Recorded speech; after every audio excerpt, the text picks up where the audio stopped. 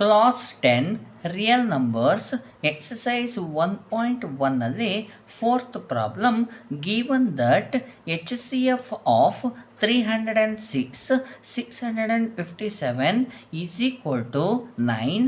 Find L C M of 306 657 ಅಂತ ಕ್ವಶನನ್ನು ಕೊಟ್ಟಿದ್ದಾರೆ. Okay, ಇಲ್ಲಿ ನಮಗೆ ಏನೇನು ಹೇಳಿದ್ದಾರೆ ಅಂದರೆ H C F of two number is 9 ಅಂತ ಹೇಳಿದ್ದಾರೆ.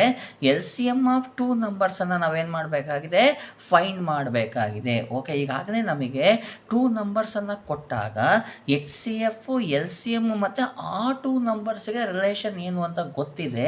ಏನಪ್ಪ ರಿಲೇಷನ್ನು ಅಂತ ಹೇಳಿದರೆ ನಾನು ಬರಿತೀನಿ, ಬರೆದ್ಮೇಲೆ ನಿಮಗೆ ಗೊತ್ತಾಗುತ್ತೆ ನೋಡಿ. ಜನರಲ್ ಆಗಿ ಬರಿತೀನಿ. H C F of two ನಂಬರ್ಸನ್ನು ನಾನು ಎ ಮತ್ತು ಬಿ ಅಂತ ತೊಗೊಳ್ತೀನಿ.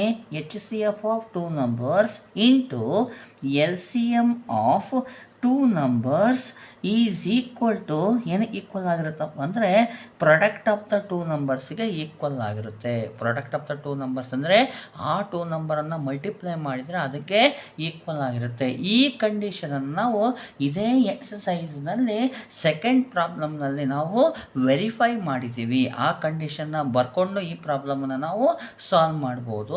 ಹಾಗಾದರೆ ಎ ಮತ್ತು ಬಿ ಏನಾಗಿರುತ್ತಪ್ಪ ಅಂದರೆ ಎನ ವ್ಯಾಲ್ಯೂ 306 ಆಗಿರುತ್ತೆ, ಬಿನ ವ್ಯಾಲ್ಯೂ 657 ಆಗಿರುತ್ತೆ. ಓಕೆ, ನಮಗೆ ಕ್ವಶನಲ್ಲಿ ನೋಡಿ H C F of A B ಅಂದರೆ 306 657 ಅನ್ನು ಕೊಟ್ಟಿದ್ದಾರೆ. ಓಕೆ, ಇದನ್ನು ಇನ್ನೂ ಒಂದು ಸ್ಟೆಪ್ ಮಾಡಿಬಿಡೋಣ ನಾವು. H C F of A ಅಂದರೆ ಏನು, 306 657 into L C M of 306 657 is equal to A value ಎಷ್ಟು, 306 ಇಂಟು 657 ಅಂತ ಬರ್ಕೊಳ್ತೀನಿ. ನೋಡಿ, ಇಲ್ಲಿ ನಮಗೆ ಕ್ವಶನಲ್ಲಿ ಎಚ್ ಸಿ ಎಫ್ ಆಫ್ 306 657ಗೆ ವ್ಯಾಲ್ಯೂ ಎಷ್ಟು ಕೊಟ್ಟಿದ್ದಾರೆ, 9 ಅಂತ ಕೊಟ್ಟಿದ್ದಾರೆ. ಹಾಗಾದರೆ ಇದಿಷ್ಟು ವ್ಯಾಲ್ಯೂನ ನಾನು ಡೈರೆಕ್ಟಾಗಿ 9 ಅಂತ ಬರಿತೀನಿ. ಇಂಟು ನಮಗೆ ಫೈಂಡ್ ಮಾಡಬೇಕಾದ್ರೇನು, ಎಲ್ ಸಿ ಎಮ್ಮನ್ನು ಫೈಂಡ್ ಮಾಡಬೇಕಾಗಿದೆ. ಆ ಎಲ್ ಸಿ ಎಮ್ಮನ್ನು ಹಾಗೇ ಬರ್ಕೊಳ್ತೀನಿ. ಈಸ್ ಈಕ್ವಲ್ ಟು ಇಲ್ಲಿ ವ್ಯಾಲ್ಯೂ ಏನಿದೆ 306 ಇಂಟು 657 ಬರ್ತೀನಿ. ಓಕೆ, ನನಗೆ ಎಲ್ ಸಿ ಎಮ್ ವ್ಯಾಲ್ಯೂ ಬೇಕಾಗಿರೋದ್ರಿಂದ ನೋಡಿ, ಎಲ್ ಸಿ ಎಮ್ ಇಂಟು 9 ಇದೆ. ಇಂಟು ಇರೋದನ್ನು ನಾನು ಈಸ್ ಈಕ್ವಲ್ ಟುವಿನ ಆ ಸೈಡಿಗೆ ನಾನೇನು ಮಾಡ್ತಾಯಿದ್ದೀನಿ, ಟ್ರಾನ್ಸ್ಫರ್ ಮಾಡ್ತಾಯಿದ್ದೀನಿ.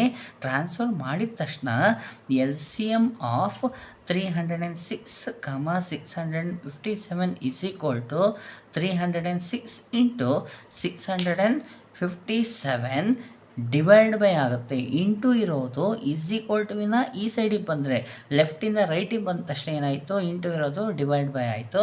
ಓಕೆ, 9ಇಂದ ಇಲ್ಲಿರೋದು ಯಾವ್ದಾದ್ರು ಒಂದು ನಂಬರ್ ಡಿವೈಡ್ ಆಗುತ್ತೆ ಅಂದರೆ 306 ಡಿವೈಡ್ ಆಗುತ್ತೆ. ಡಿವೈಡ್ ಮಾಡ್ತೀನಿ. 9 1s 9, 9 3s 27. ನೋಡಿ 30 ಇದೆ, 9 3s 27 ಆಯಿತು. 30ಅಲ್ಲಿ 27 ಹೋದರೆ 3 ಉಳಿಯುತ್ತೆ, 36 ಆಯಿತು.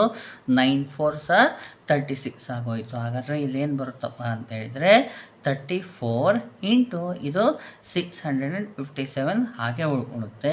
ಈಸ್ ಈಕ್ವಲ್ ಟು ಇದನ್ನು ನಾನು ಮಲ್ಟಿಪ್ಲೈಯನ್ನು ಮಾಡಿದರೆ 22,338 ಆನ್ಸರ್ ಬರುತ್ತೆ. ಇದೇನಾಗಿರ್ತಪ್ಪ ಅಂತ ಹೇಳಿದರೆ L C M of 306 and 657ನ ಎಲ್ ಸಿ ಎಮ್ 22,338 ಆನ್ಸರ್ ಆಗಿರುತ್ತೆ. ಈ ರೀತಿಯಾಗಿ ನಾವೇನು ಮಾಡಬೇಕು, ಫೋರ್ತ್ ಪ್ರಾಬ್ಲಮನ್ನು ಸಾಲ್ವ್ ಮಾಡ್ಕೋಬೇಕು. ಇದೇ ರೀತಿ ನಿಮಗೆ ಬೇರೆ ಬೇರೆ ಪ್ರಾಬ್ಲಮನ್ನು ಕೊಡ್ಬೋದು. ಅಂದರೆ ಎಲ್ ಸಿ ಎಮ್ಮನ್ನು ಕೊಟ್ಟು ಟೂ ನಂಬರ್ನ ಎಲ್ ಸಿ ಎಮ್ಮನ್ನು ಕೊಟ್ಟು ಎಚ್ ಸಿ ಎಫನ್ನು ಫೈಂಡ್ ಮಾಡಿ ಅಂತ ಕೊಡ್ಬೋದು.